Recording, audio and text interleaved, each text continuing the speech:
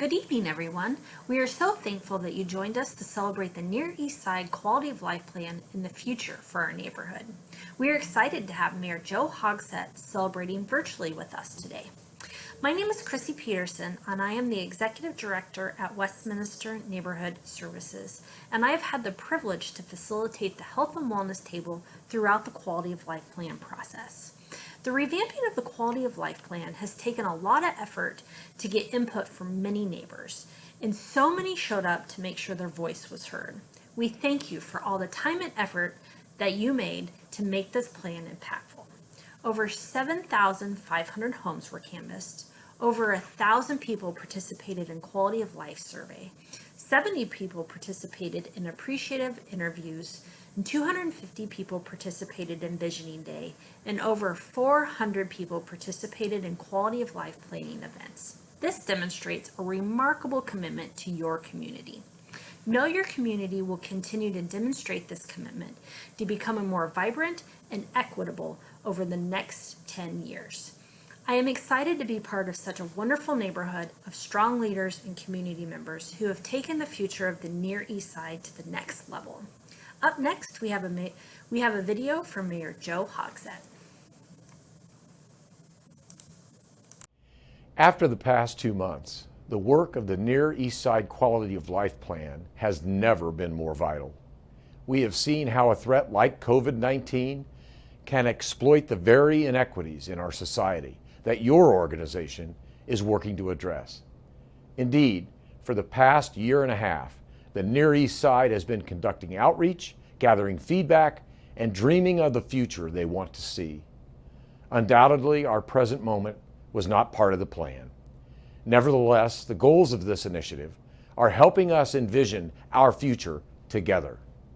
On behalf of our city, I want to thank you for the valuable work you have done and for your continued commitment to the work left to do.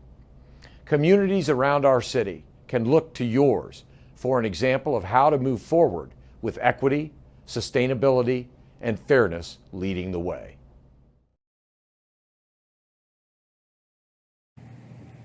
Thank you, Mayor Hogsett, for showing the video.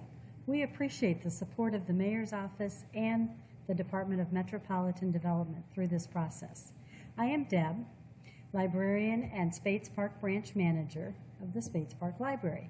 I serve on the Windsor Park Neighborhood Association Board, and I'm also a board member for the Brookside CDC, where we attend church. It is exciting to be with you today as we celebrate this milestone. I first came to the Near East Side in 1993 when I was hired to be the bookkeeper at the Shepherd Community Center. I met the most amazing people there, people who are still involved in the Near East Side today. When the position came open at Spates Park more than 5 years ago, I jumped at it. It's true, you know. There's no place in Indy like the Near East Side. No place that tugs at your heartstrings and makes you want to do and be all you can. I've been thrilled to be a part of the Quality of Life process. I've served as a table facilitator and been at each of the work sessions. Things have changed since 1993. But some things haven't. The Near East Side continues to be a place where neighbors, those who live, work, play, and worship, step up, get involved, and are engaged at whatever level you choose.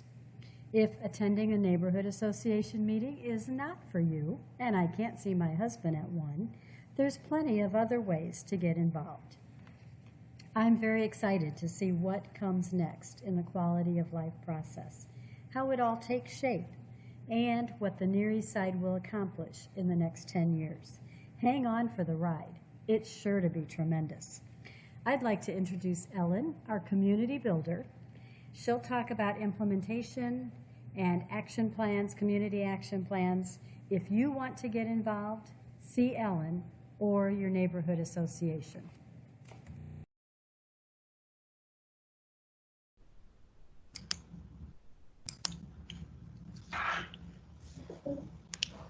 Thanks so much, Deb. And thanks so much to everyone for joining us online today. We're really excited to be able to celebrate the plan, even though we originally anticipated celebrating in person. We know that we still want to be able to move forward with the implementation of the plan and celebrate all the great work that went into creating it. So I am so excited to share the new Near Eastside Quality of Life Plan with you. After this event, we will go ahead and post the new plan online through a few different social media methods, and we'll also send it out via email. So look forward to that. The plan itself is especially exciting because it's been certified by the Department of Metropolitan Development from the city of Indianapolis. So what that means is that in order to make this plan, we developed a thorough engagement plan to engage residents from all 20 neighborhoods on the Near East Side. And we also worked with a variety of partners and city staff to create the plan.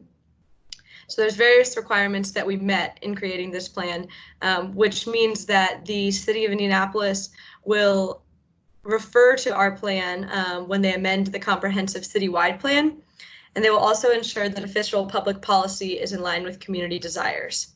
So while certification of our plan does not guarantee policy change, it does guarantee consideration that other neighborhood plans don't necessarily receive.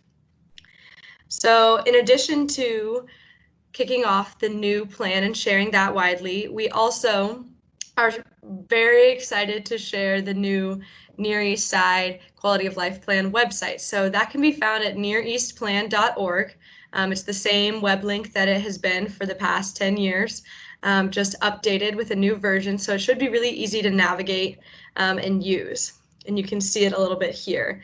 We're really excited that each of the action items and the partners will all be on the website. And there's also a variety of resources, including an asset map and information about upcoming events. So in the past, we've done a lot of our promotion and outreach through Facebook, but we know that not everyone has Facebook and not everyone is even online. So hopefully this just gives us another method to be able to reach out to folks and make sure that everyone gets the information that they need to be able to be involved with the planning process. So in addition to that effort, another kind of new step that we're taking as a part of the 2020 Quality of Life Plan is this new tracking mechanism for each of the action items. So the plan is designed to last for the next 10 years. So not every action item is going to be started immediately, but we heard consistently throughout the engagement process that it's really important for neighbors to be able to stay up to date on what's happening with each action item and know where exactly it stands. So one of the ways that we're going to try and make that more of a transparent process is through these benchmarks. So you'll see here we'll be posting an Excel spreadsheet every quarter, which has each action item and 4 benchmarks to measure the progress of the action item. So the benchmarks are fairly broad and they really can be applied to any community project. So for example, looking at 1.2.2, create opportunities for youth to explore a wide range of creative industries focused on skill development and other career exploration. So the lead agency, which is responsible for implementing this action, every month will report out on whether they've engaged the community and or partners on that action item, whether they've started assessing the current conditions and planning to implement the action item, if they've started gathering resources, looking for funding, and getting things prepared to implement the item, or if they've started implementing the item. So we would check off implement once the action item is considered finished. So it's likely that a lot of the action items will be in implement for a while because they're not projects that just end. But there are some projects that will likely move through the process fairly quickly and that can kind of be checked off as we go. But there are some that might take a while longer. So we're hopeful that this tracking mechanism will help residents be able to stay a little bit more in touch with where each project stands. So once the action items are filled out and once we get a little further along in the implementation process, the chart will look a little bit more like this. And again, that's something we'll be updating every quarter around the time of summits so that everyone is aware of where each of the action items stands. Additionally, as another way to get folks involved with the quality of life planning process, we are very excited to share that we'll be creating 9 community action teams. So as you'll see in the plan, there's 9 different sections, and each of those sections will have a community action team. The community action teams will be a 1-year commitment. There'll be a maximum of 15 members on each team. Each action team will elect a president and a secretary. And a lot of the other structure we really want to leave up to the team. We heard consistently throughout the engagement process that the neighborhood and all of our neighbors are interested in more ways to get involved with the community development projects that are happening in their neighborhood. So the purpose of the community action teams is kind of threefold. One is to provide this thought leadership for the partners. As different nonprofits and groups are taking on new projects, it's really helpful for them to be able to have folks in the community that they can turn to say, what is important for you in implementing this item? What do you think is most important about this? Or how should this be done? Just those kinds of questions. So we want to have a team kind of available to be able to provide that thought leadership. Additionally, we want to have a community action team in order to create accountability between the nonprofits and the neighborhood. We want the neighborhood to feel to be up to date on what's happening with each action item and how they can be involved, and also what changes are being made to the plan. So having a group that's focused on one of the 9 sections will allow us to have a little bit more accountability between all of the different groups involved with the different projects. And third, and potentially most importantly, it will allow for different groups of residents to take on projects related to their section.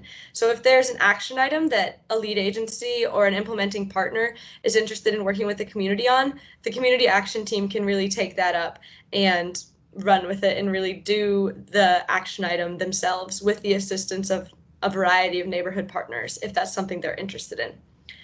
So overall, what's important to know about the community action teams is that it's going to be a really great way for neighbors to get involved with the quality of life plan and to work a little bit more closely with the Near East Side nonprofits and even private and public organizations that are implementing the quality of life plan as we work side by side to update the plan and to complete action items and to kind of reach for that vision that was included in the new quality of life plan. So to sign up for a community action team, you can just click this link here. If you were involved with the quality of life planning process at all before, you will be receiving an email asking you which community action team you'd like to be a part of and what you're interested in. And if not, please go ahead and click on this link. It's bit.ly/community action team, and you'll be able to access a survey which will ask you which action team you're interested in being a part of, and also a few other questions about your current involvement on the Near East Side. So we're really excited about the community action teams. And also we just want to acknowledge that we know that we might not be able to move forward in person with the community action teams. So once we've done some recruitment and have a list of folks that are interested in each action team, we'll be sending out a survey to determine the best method for each action team to move forward. So we know that not everyone has access to a computer, and that also this time has been really mentally and emotionally draining for a lot of folks. So we want to be aware of that and ask the folks who are looking to be involved whether they'd like to start now, whether they'd like to hold off a little bit, whether they'd like to meet in a socially distant manner, or if they'd like to meet over the computer. So we're going to be continuing to assess how we kick off the action teams, but we will start recruitment now so that we can make sure we're asking the folks who want to be involved what the best method is to proceed. So with that, just keep in mind, you can always reach out to me via email or phone if you have any questions about these next steps. We're really excited to have completed the Near East Side Quality of Life Plan. The plan took the work of over 1,000 Near East Side neighbors and over 3,000 volunteer hours. So we really cannot thank the neighborhood enough for their engagement with this process. And we're really excited for implementation as well. So with that, I am going to turn it over to James Taylor, the CEO of the Bonner Center, and he is going to close us out.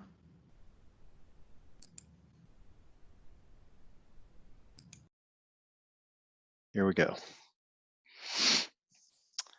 Oh. Thank you, Ellen. That was fantastic, and I'm for those of you who may not have met Ellen, She's an incredibly talented staff member, but perhaps more importantly, she's one of your own neighbors. So if you haven't had a chance to get to know her, I would encourage you to reach out to her. You can still call the center and we can get you connected to her virtually as a part of it. I also want to thank Alicia Baker for her role. She did the heavy lifting, with the community organizing portion of the event and the quality of life summit and one-on-one conversations with neighbors. I also want to thank our lead agencies, NEAR and Inglewood Community Development Corporation, Westminster Neighborhood Services, the Thomas Gregg Neighborhood School, as well as NESCO. So yeah, for my closing comments, I think it's, this is a celebration, right? And yet at the same time, with what the events happening in our nation and in our city, it seems like an odd time to celebrate when we're seeing, when we're the results, the death of the murder of George Floyd and the resulting protest. It's really finally forcing society to confront the inconvenient truth of racism and injustice. It's injustice is one of those things that play out in many ways, and I think we need to remind ourselves that through the Quality of Life Plan, it is addressing injustice in our community. So many disparities, whether it's in health or education or economic opportunity, housing, income, access to capital to start businesses. There is not an equal standard that we have had as a country. It's like our country's dealing with two pandemics, one born of nature, one born of man. And it's about time we decided to, vaccine's not the right word, but to address it, to cure it, to find ways to remedy what has been amongst us for such a long period of time. Even within our neighborhood, going back to the original days of NESCO, from the first Congress, they talked about racial inequities. They didn't use that term, but basically that was the theme. And it's one that has, rolled through our neighborhood ever since. Our community center was founded out of the results of the 1968 protest. As Lyndon Johnson's War on Poverty, community organizing became a way of how you address low-income neighborhoods. And our community center was founded by a community action agency, which is mission is to eradicate poverty and to address injustice. Despite the angst, though, the anger, even the backlashes, I am more hopeful than ever that there is a titanic shift that is beginning to occur. And we all have a role in that shift. The Quality of Life Plan has a role in that shift.